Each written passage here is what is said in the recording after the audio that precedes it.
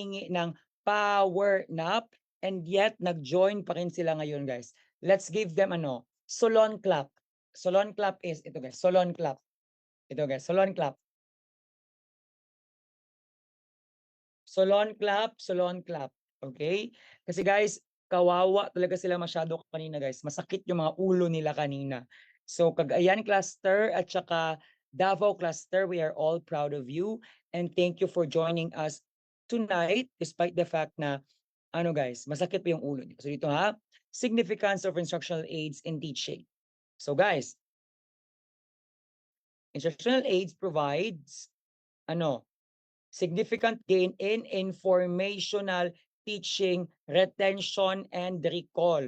So anong ibig sabihin ng retention and recall, guys? Retention, recall, ibig sabihin po, because of IM, students can remember the lessons better. Again the students can remember the lesson better. Another one, thinking and reasoning. Why, guys? Learners can understand and analyze the information more deeply. Okay? Deeper yung understanding nila. Kasi po, deeper yung understanding nila, guys. Kasi po, may nakita silang IM. May nag-supplement. Okay? Aside from that, may guys? Activity interest. Guys, pag may IM good, activity interest, pag may IM good, guys, it can make your students become mas active, mas engaged po ang mga bata.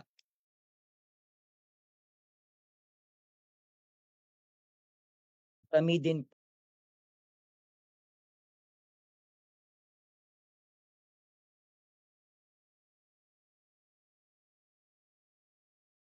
Nag-major ship sa Toledo? I mean, guys, I believe na galing ba kayo sa 8 to 5? Halos lahat dito kasi may 8 to 5 kayo ngayon. Pero guys, yung iba kasi dito, guys, major ship talaga. Nag-major ship din sa ibang branches ba?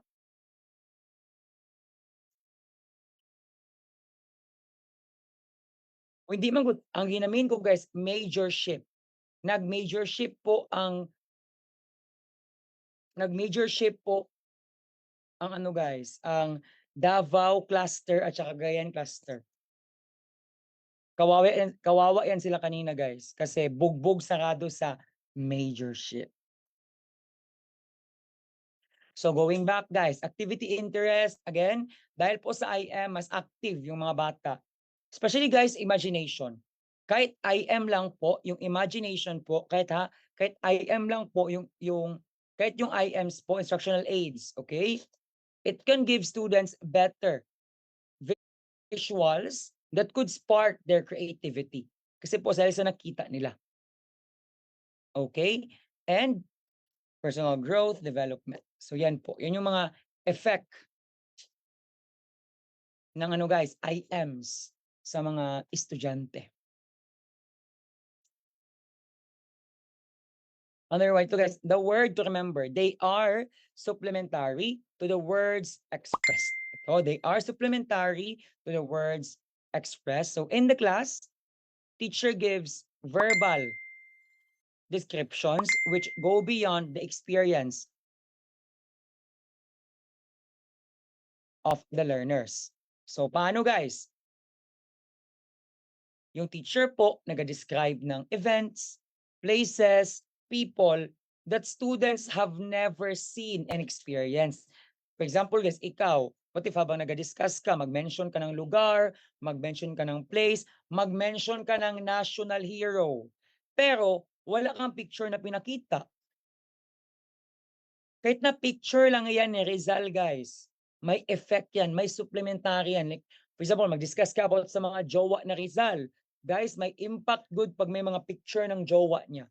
Kasi ma-amaze mo ng mga bata na, hala, ang gaganda ng mga jowa ni Rizal. Tapos si Rizal, walang face card. Ganun, guys. So may effect siya sa mga bata.